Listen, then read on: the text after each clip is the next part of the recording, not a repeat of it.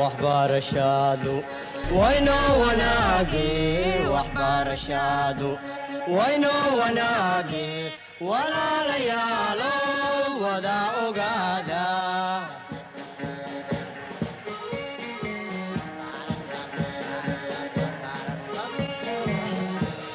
wehey tacliinta wadada toosan wehey tacliinta wadada toosan. Salam alaikum wa rahmatullahi wa barakatuh. C'est toujours moi, M. Saad Jama, prof de français au collège. Je remercie nos élèves qui nous suivent, mais sans oublier leurs parents aussi qui sont juste à côté d'eux. Donc, sans plus tarder, je commence la deuxième séance. C'est une séance réservée pour les élèves de 9e année, classe d'examen. Donc, dans cette séance d'aujourd'hui, nous allons voir une séance de langue, c'est-à-dire une séance de grammaire. Et l'objectif qu'on va étudier aujourd'hui, ce sera étudier la cause et la conséquence pour convaincre. Il ne faut pas oublier du moment qu'on est dans la séquence de l'argumentation, la cause et la conséquence sont des séances primordiales très importantes pour amener l'élève à donner son opinion vis-à-vis du thème. Donc je commence. On observe ensemble cet exemple de phrase. Elle n'est pas venue voir notre spectacle parce qu'elle n'avait pas le temps. Est-ce que vous observez bien cette phrase? Essayez de relire ensemble. C'est bon? Tout le monde a lu la phrase? Parce que cette phrase va nous amener à comprendre la différence entre la cause et la conséquence. Donc, sans plus tarder, je commence la partie question. Donc, je repris toujours la même phrase. Elle n'est pas venue voir notre spectacle parce qu'elle n'avait pas le temps. Combien de verbes? La première question que je vous demande aujourd'hui, combien de verbes conjugués comporte cette phrase? Il s'agit de cette phrase en gras, qui est écrit en noir. Combien de verbes conjugués comporte cette phrase? Deuxième question, de combien de propositions est-elle composée? Voilà. Il ne faut pas oublier une phrase, si elle est composée d'un seul verbe, c'est une phrase simple plutôt. Si elle est composée de deux ou plusieurs phrases, c'est une phrase complexe. Donc, à vous de revoir, de rédiger dans vos cahiers combien de verbes conjugués comporte cette phrase. Et deuxième question, de combien de propositions est-elle composée?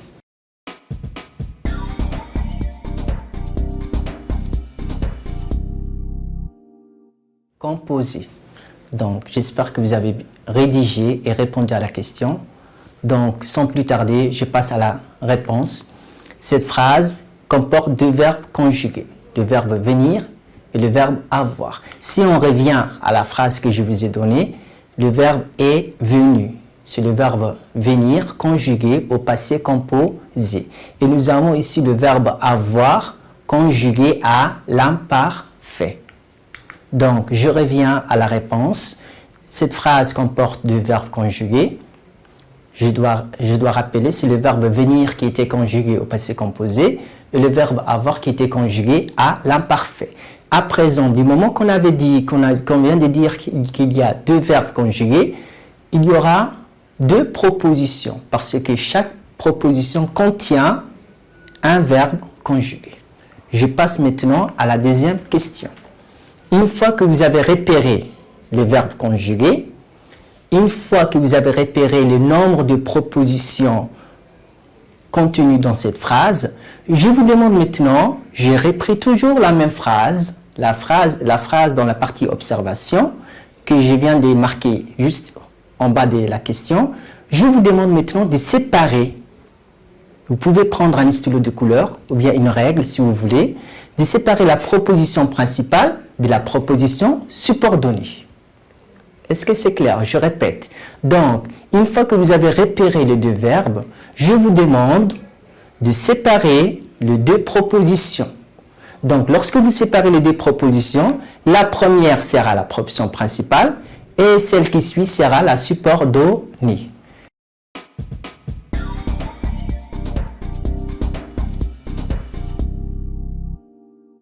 J'espère que vous avez répondu à la question.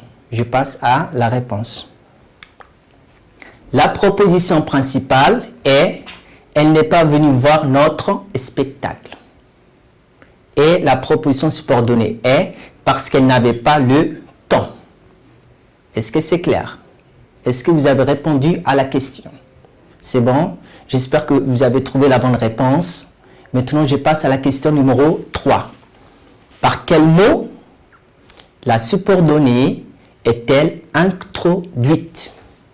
Quelle est donc sa nature? On parle du mot qui introduit la proposition subordonnée. Ici, voilà, je réécris, on a repris toujours la même phrase. Elle n'est pas venue voir notre spectacle parce qu'elle n'avait pas le temps. Ici, on va s'intéresser plutôt à la deuxième partie, c'est-à-dire parce qu'elle n'avait pas le temps. Elle commence par quel mot? Voilà. Il faut avoir trouvé ces mots. Je vous demande maintenant de donner sa nature. Voilà. Toujours à vos cahiers. J'espère que vous êtes en train de rédiger la réponse.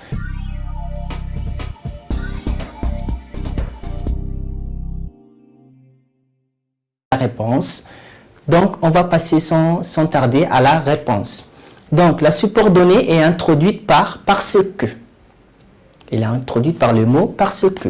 Et sa nature est conjonction de subordination ou bien ce qu'on appelle aussi locution conjonctive. Je répète, la proposition subordonnée est introduite ou bien commence par parce que. Et là, sa nature est conjonction de subordination ou locution conjonctive. Donc, je passe à la question numéro 4. Une fois que vous avez repéré le mot qui a introduit la subordonnée ici, qui était parce que, et que vous avez dit sa nature qui était conjonction ou bien locution conjonctive, je vous demande maintenant quel est le rapport exprimé dans cette phrase. Voilà. Vous allez relire la phrase. Elle n'est pas venue voir notre spectacle parce qu'elle n'avait pas le temps. Ici, j'espère que le mot parce que va vous aider à retrouver le rapport logique exprimé dans cette phrase. Est-ce que c'est clair?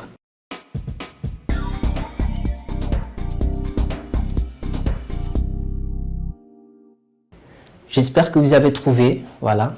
On passe maintenant à la correction. Maintenant, la question suivante. Quel est le rapport logique exprimé dans cette phrase? Elle n'est pas venue voir notre spectacle parce qu'elle n'avait pas le temps. Quel est le rapport exprimé dans cette phrase? Donc, ici, pour vous aider, vous pouvez vous demander la raison pour laquelle elle n'est pas venue voir notre spectacle. Voilà. Donc, la réponse ici va vous aider à retrouver le rapport logique. Voilà. Sinon, vous pouvez vous aider grâce aux conjonctions ou bien locution conjonctive qui va lui aussi vous aider à retrouver, comment dirais-je, le rapport logique exprimé dans cette phrase.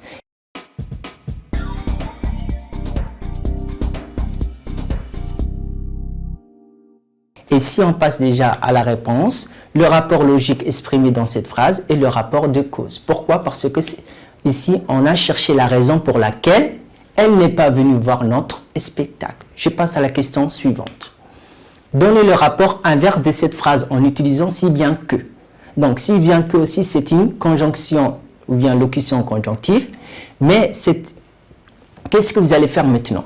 Vous allez faire en sorte à ce que la subordonnée, vous allez inverser la proposition principale et la proposition subordonnée. C'est-à-dire la subordonnée de cause va devenir la proposition principale et la principale va devenir ou bien pas passer du côté de la subordonnée. Et entre les deux, vous allez mettre cette conjonction, voilà.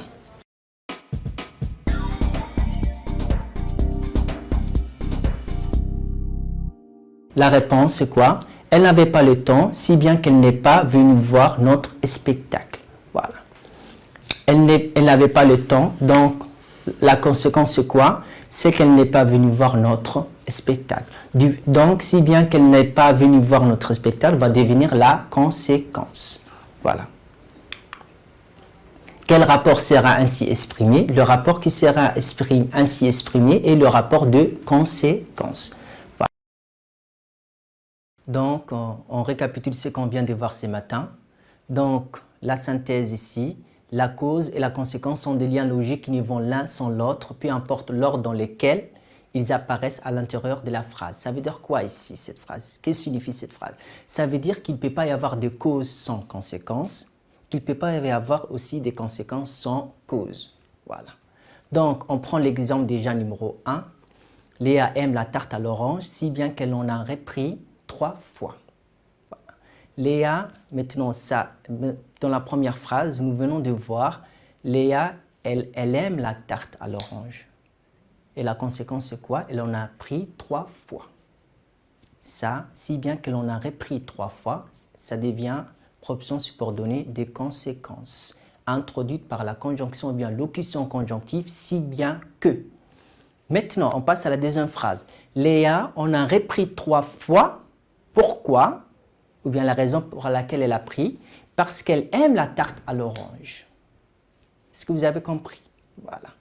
Donc, maintenant, nous allons passer au détail. La cause est l'origine d'un fait. Voilà. Et la conséquence en est le résultat. Voilà. L'origine d'un fait ici, c'est quoi l'origine des faits? C'est-à-dire parce qu'elle aime la tarte à l'orange. Et c'est quoi le résultat? C'est que l'on a repris 3 fois. Je passe. Pour introduire maintenant, on ne va pas toujours utiliser parce que, ni si bien que. Il faut toujours varier, changer. Voilà. Du coup, je vous propose d'autres conjonctions ou bien locutions conjonctives qui vont vous permettre d'exprimer la cause ou la conséquence. Donc, pour introduire les subordonnées des causes, on utilise ces conjonctions de subordination ou locutions conjonctives comme parce que, puisque, attendu que, d'autant que, du moment que, non que, sous prétexte que, vu que. Ça, ce sont les locutions conjonctives ou bien locutions conjonctives ou bien conjonctions de subordination qui introduisent la conséquence. Nous en avons ici au point que, de façon que, de manière que, de sorte que, en sorte que, si bien que. Voilà.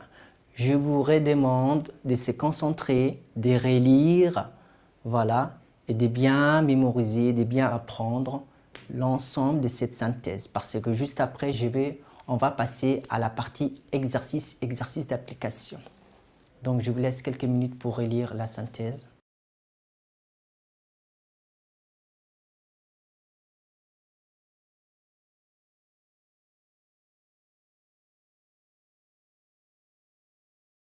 Après avoir bien expliqué la synthèse, j'espère que vous avez bien compris la synthèse. À présent, nous allons passer à l'exercice d'application. Je tiens à rappeler aux élèves ici présents sous l'écran, devant l'écran, ou bien aux parents qui sont en train de suivre leurs enfants, que les exercices que je vais vous proposer concernant la cause et la conséquence se trouvent dans le manuel de vos élèves de 9e année. Voilà, la page 190. Donc, sans plus tarder, je commence par l'exercice 1, l'activité 1. Donc, on va lire ensemble la consigne. Pour chaque couple de phrases, indique celle qui, par le sens, exprime la cause et celle qui exprime la conséquence. Ça, c'est l'objectif 1 de l'exercice. Puis, un deuxième objectif, puis formons une phrase complexe exprimant le rapport de cause. La température est très basse, une épaisse couche s'est formée sur le lac. Donc, à partir de ces deux phrases, rien qu'en lisant, en comprenant le sens de la phrase, vous allez déjà départager la phrase qui exprime la cause et celle qui exprime la conséquence. Après avoir fait ça, je vous suggère, ou bien je vous conseille aussi de faire sous forme d'un tableau, si vous pouvez le faire aussi, de faire un tableau de 2 colonnes. La première colonne, par exemple, la cause, la deuxième colonne, la conséquence. Est-ce que c'est clair? Donc, la température est très basse. On va la mettre dans la partie cause. Une épaisse couche s'est formée sur le lac. La partie conséquence. Après avoir fait comme ça dans un tableau, deuxièmement, je vous demande de faire en sorte à ce que ces deux phrases soient fusionnées ensemble et qu'ils forment finalement un rapport de cause. Donc, il faut que je vous rappelle, on avait déjà fait la première phrase. On avait déjà séparé la cause et la conséquence. Donc, Maintenant, on va mettre ensemble pour que ça puisse faire une phrase qui exprime un rapport de cause. Voilà. Une épaisse couche s'est formée sur le lac parce que la température est très basse. Voilà. Je viens de vous donner l'exemple numéro 1.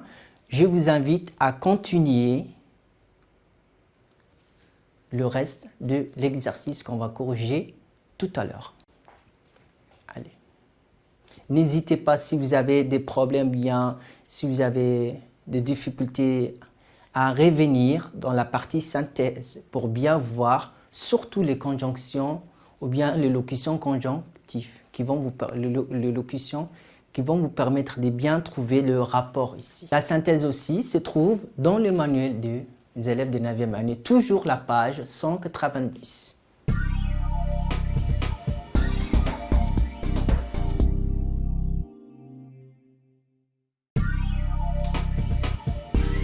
J'espère que vous avez bien fait. Je continue toujours. On va passer à la correction. Donc, sans plus tarder, je commence par corriger. Donc, si je reviens à la première question, vous avez demandé de départager les deux phrases, c'est-à-dire en cause et en conséquence. Donc, la température est très basse, va dans la partie cause, et la conséquence, une épaisse couche s'est formée sur le lac. Cette épaisse couche, ne redit pas, s'est formée sur le lac si la température n'était pas très basse. Donc, la température est très basse et la cause. Il est rêveur, il s'intéresse au ciel. Il est rêveur, la partie cause. La conséquence, c'est quoi? Il s'intéresse au ciel. Et ainsi de suite. Les explications données étaient très claires. J'ai tout compris. J'ai tout compris bien dans la partie conséquence. Pourquoi? Parce que les explications données étaient très claires. Ainsi de suite. Voilà, nous venons de terminer la première question.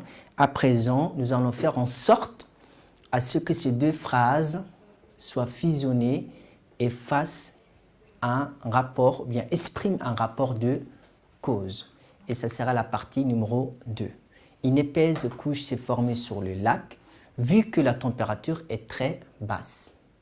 On continue toujours dans la deuxième partie de la correction de l'exercice 1, où on a fusionné les deux propositions afin qu'elles fassent une subordonnée ou bien qu'elles expriment un rapport de cause. Une épaisse couche s'est formée sur le lac vu que la température est très basse. La deuxième phrase, il s'intéresse au ciel parce qu'il est rêveur. La troisième phrase, j'ai tout compris puisque les explications données étaient très claires. La dernière phrase et la quatrième phrase, les moniteurs n'autorisent plus les enfants à jouer près du ruisseau sous prétexte qu'ils ont très peur que quelqu'un se noie. Comme vous venez de voir ici, support les conjonctions ou bien les locutions conjonctives, voilà, afin de montrer aux élèves qu'ils peuvent à chaque fois utiliser différentes locutions ou bien conjonctifs. Voilà. Donc, je vous remercie. Voilà. Je précise aussi aux élèves ainsi qu'aux parents qu'ils peuvent continuer l'exercice 2 qui se trouve dans la page 190 du manuel des élèves. Voilà. Et nous comptons sur les parents pour vous épauler et vous aider à corriger.